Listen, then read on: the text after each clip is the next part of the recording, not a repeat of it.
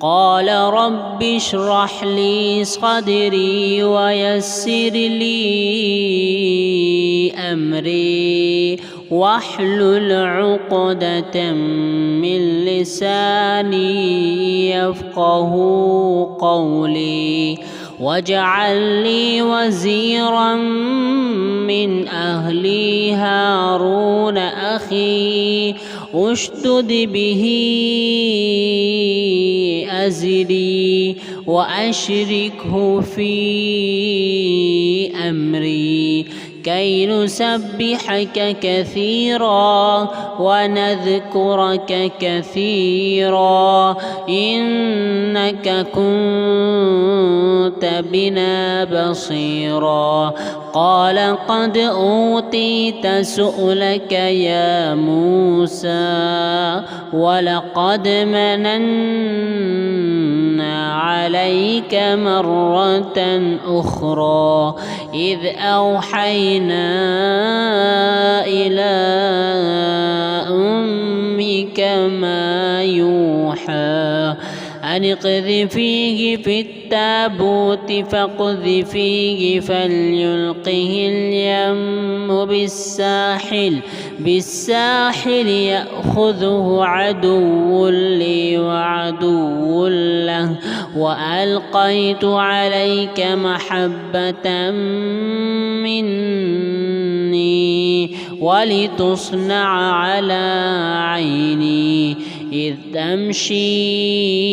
أختك فتقول هل أدلكم على من يكفله فرجعناك إلى أمك كي تقر عينها ولا تحزن وقتلت نفسا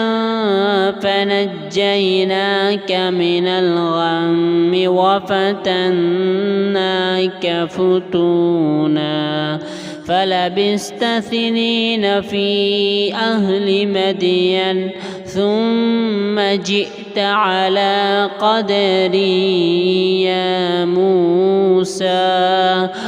واصطنعتك لنفسي اذهب أنت وأخوك بآياتي ولا تنيا في ذكري اذهبا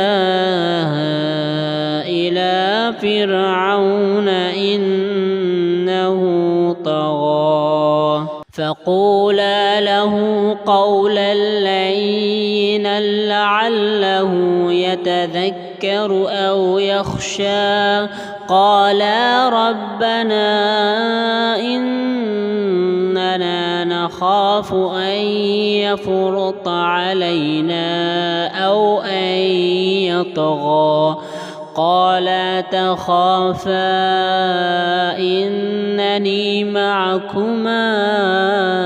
أسمع وأرى فأتياه فقولا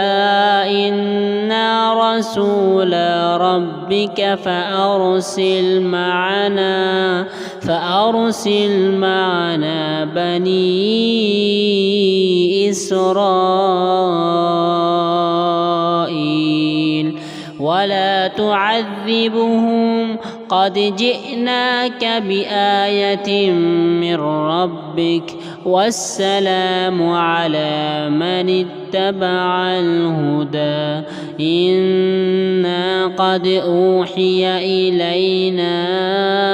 أن العذاب على من كذب وتولى قال فمن ربكما يا موسى قال ربنا الذي أعطى كل شيء خلقه ثم هدى قال فما بال القرون الأولى قال علمها عند ربي ربي في كتاب لا يضل ربي ولا ينسى الذي جعل لكم الأرض مهدا وسلك لكم فيها سبلا وأنزل من السماء ماء فأخرجنا به أزواجا من نبات شتى كلوا وارعوا أنعامكم إن في ذلك لآيات لأولي النهى.